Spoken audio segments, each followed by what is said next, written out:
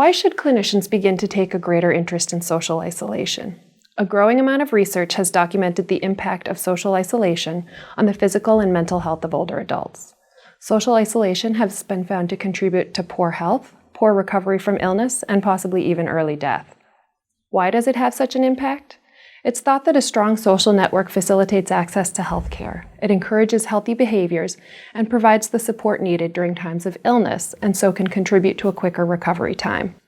This will be increasingly critical because outpatient care now relies so heavily on informal supports to meet the healthcare needs of older adults.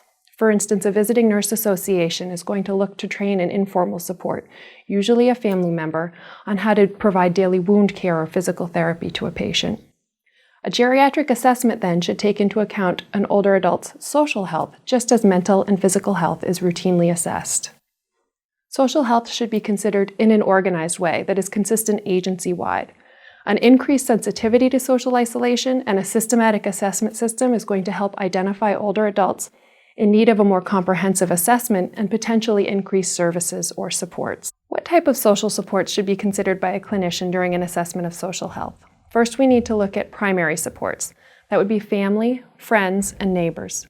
Secondary supports should also be considered. This is clubs and organizations, religious groups, and a workplace if someone is still employed. When assessing primary supports, it's important to consider whether they offer emotional support, instrumental support, or both. Family, friends, and neighbors often function quite differently in the life of an older adult. Family members are usually more likely to provide instrumental support. Things like transportation, shopping for and cooking healthy meals, reminders to take medication, or attending medical appointments. Family also typically will be involved for the long haul of a chronic illness. Friends more often are able to offer emotional support. An older adult's friends may be elderly themselves and therefore less able to provide things like transportation, but better able to provide emotional support based on shared experiences. Neighbors, while often grouped with friends for the purposes of an assessment, can function quite differently. They may or may not even be considered friends by the older adult. Either way, they still fill an important role. Because of proximity, they're often the first responders in times of trouble. They may act as an extra set of eyes and ears for clinicians or caregivers. Clinicians then should be ready to deal with the confidentiality issues related to using neighbors as resources.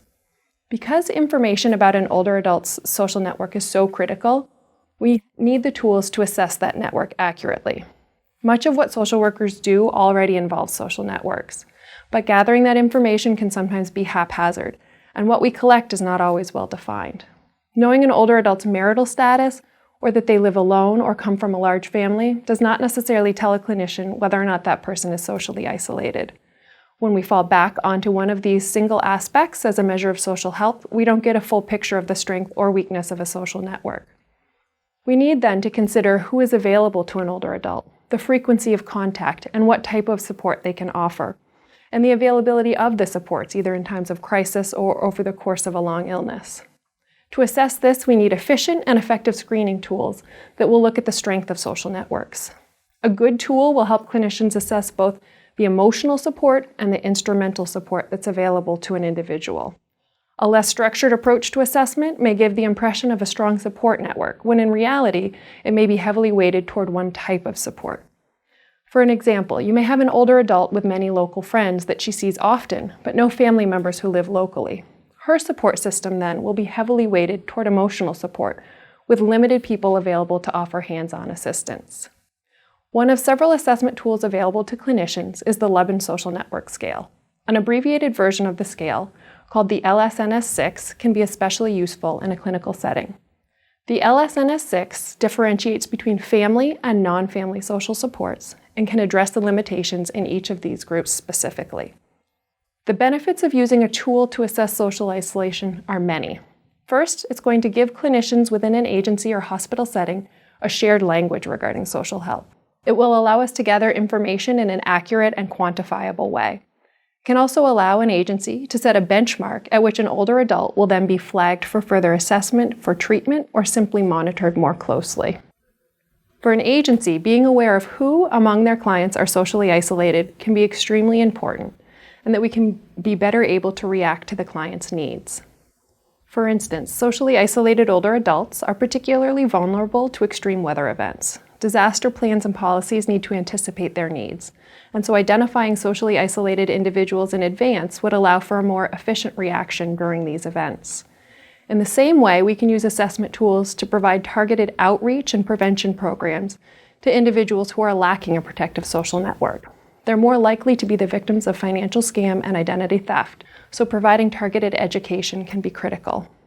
In a clinical setting, social isolation assessment tools can also serve as a screener for something that might be going undetected.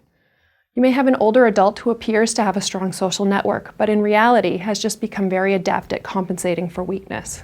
This may work for a time, but that isolation will become quickly apparent in the face of even a slight change in health status or a disruptive life event. An additional benefit of participating in a scale of this nature is that it may also encourage an older adult to self-evaluate and begin their own process of identifying weakness and strength within their social network. This will then allow them to begin to build or rebuild social networks themselves. Once we identify who is socially isolated, along with how and why they are isolated, we can then tailor an appropriate intervention that takes into account those unique circumstances. A first step will be to assess what is or is not there in terms of an already existing social network. This will open up two broad categories of clinical intervention. The first would be strengthening a previously existing social network, and the second, building a new social network. Among those who need to build a new social network, you may find somebody with a lifelong history of isolation. In good times, they're okay, but they have no safety net, so an unexpected life event will quickly put them at risk. Strengthening a previously existing social network in which an elder has no longer been able to participate, you may find a spousal caregiver or somebody suffering from illness or disability. Within these two broad categories will fall many different types of specific interventions that one can tailor to the unique needs of the older adult. A clinician must determine the root cause of an individual's social isolation before choosing an intervention. The need is to address and treat the cause, not just the symptom.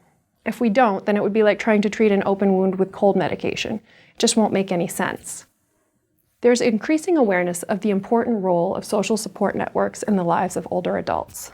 Healthcare providers and social service agencies are uniquely positioned to identify and assist socially isolated older adults.